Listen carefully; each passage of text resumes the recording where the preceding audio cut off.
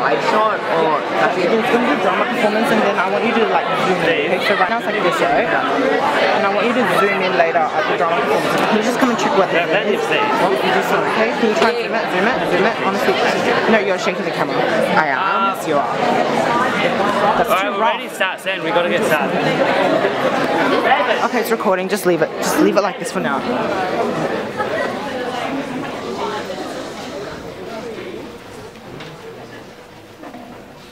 Good morning, geniuses. Before we begin, we would like to show our respect and acknowledge the traditional custodians of this land, elders of past and present. Welcome to the first James Roos Ideas Forum, or IF. IF is a gifted and talented extracurricular activity that is designed to stretch your amazing brains and get you thinking about local and global issues. It is about the potential of ideas and the spreading of these ideas. It is about inspiring the James Roos cohort to make a valuable difference in the world. Okay, a few formalities before we begin. Presenters, firstly, thank you for sharing your ideas.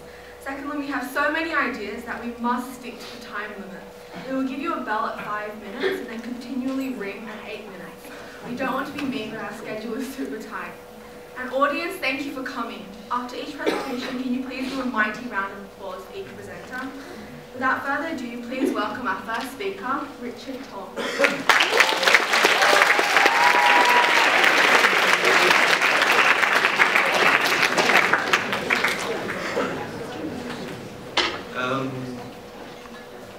My topic is, my speech is entitled My Journey, Human Rights Through the Eye of a Traveller. And I have to say, when I was in year 7, I was without a doubt an absolute nutcase. I thought that the world revolved around classical music, and that Twitter was a type of disease. But in term 3, or to be precise, the following holidays, my mum dragged my entire family on an international holiday, and that was when my journey began. Not for the first time, she had planned a magnificent tour de education. One glance at the itinerary showed me that nothing much had changed from last time. We would rush from museum to museum, art gallery to art gallery, and medieval castle to medieval castle. Little did I know that this tour of Germany and Austria would change my view of the world forever. On the streets of Munich, I learnt about an Austrian painter. When young, his often intoxicated father often beat him and his mother. When older, his beloved younger brother died, and as a young adult in 1907, his mother died. Living off the streets, and twice denied entry into the Academy of Fine Arts of Vienna, this young artist moved to Munich. We know him today, of course, as Adolf Hitler. But I'm not here necessarily to talk about Hitler. I'm here to talk about what I've learned all these years, about human rights, and about kindness, compassion, about life. And as I stood in the gas chambers of Dachau concentration camp, I thought to myself, how could one man have killed so many? How could we, as an international community, have let him get away with all this? And how can we, as united now as we will ever be, ever stop this from happening again? Now, you're probably all staring at me thinking, well, his off his rocker. I mean, this is the 21st century we live in, a world of tweets and of forums and of blogs. And I suppose it's true, after all, with the power of the internet, Occupy Wall Street has become Occupy the World, and Egypt has rediscovered the meaning of democracy. But there are places where the web's power still cannot reach into. There are still places where information which so wants to be free is suppressed. In the 1970s, Cambodia, already destabilized by the loss of their monarchy, fell to the Red Khmer, known to us, of course, as the Khmer Rouge. In under 3 years, the extreme social engineering, and persecution of anyone with an education or with connections to foreign governments or former governments, or even anyone who wasn't able to work hard enough for the movement. Over 2 million, possibly even more than 3, were killed. In the Khmer Rouge's Democratic Kampuchea, as it was known, we see a reflection of Nazi ideology. In Germany, Martin Niemöller, a priest, was detained at Dachau concentration camp for not being enthusiastic enough about the Nazi movement. In Cambodia, many relocated city dwellers were detained for not being able to support the movement through their farming.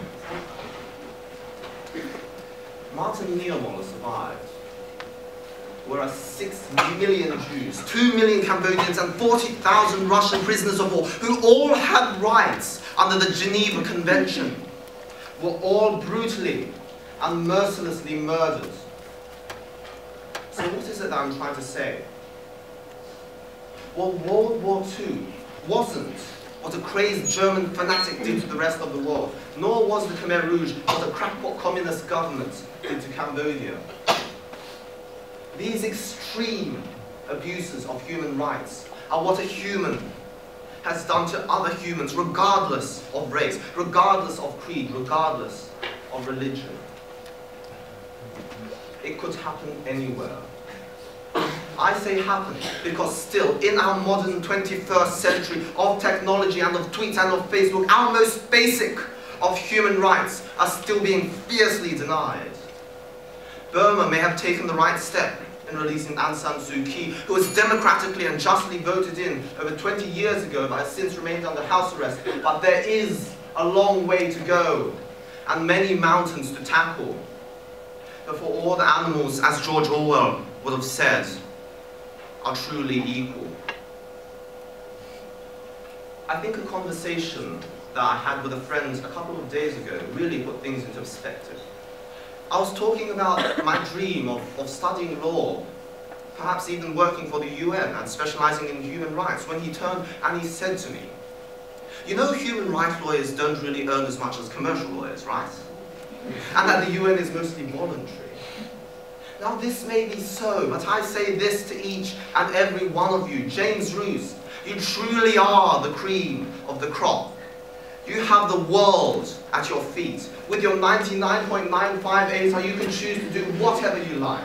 Be it a lawyer, a doctor, an accountant, an engineer, or even, dare I say, a hairdresser. Yes, the official hairdresser of the 2000 Olympic Games was a Roos student.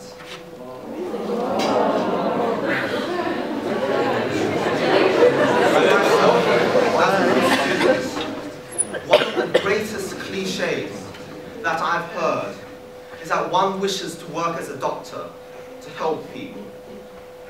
So James Roos, please, the world is out there and the world needs your help. And as Steve Jobs would have said, here's to the crazy ones, the misfits, the rebels. In short, to you, James Roos, you will push the human race forwards.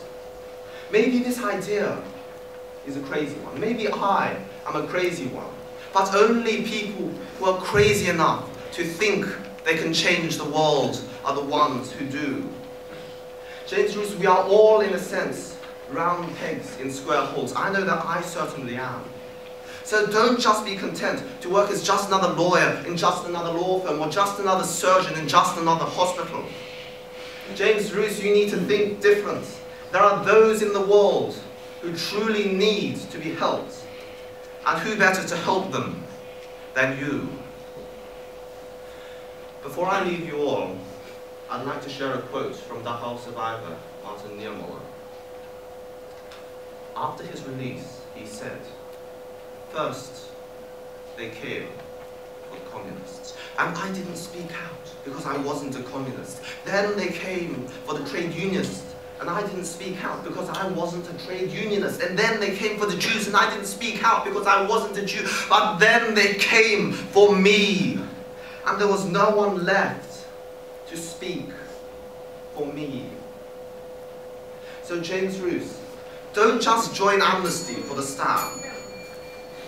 You cannot let money your drive. You cannot allow your greed to overcome your goodness. You cannot wait for them to come for you. Follow your dreams, James Roos, and you will change the world.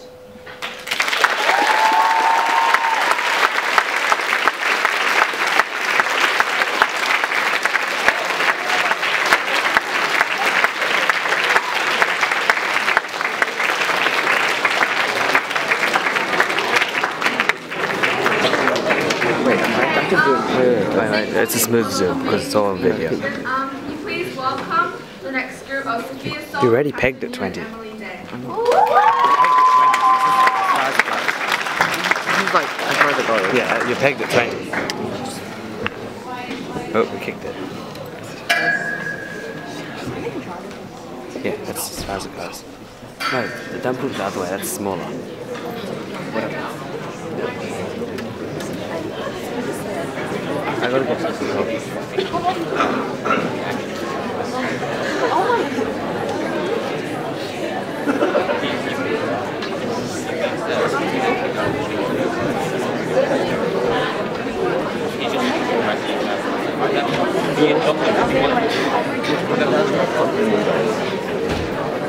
That's the whole point. I'm zooming with these cameras.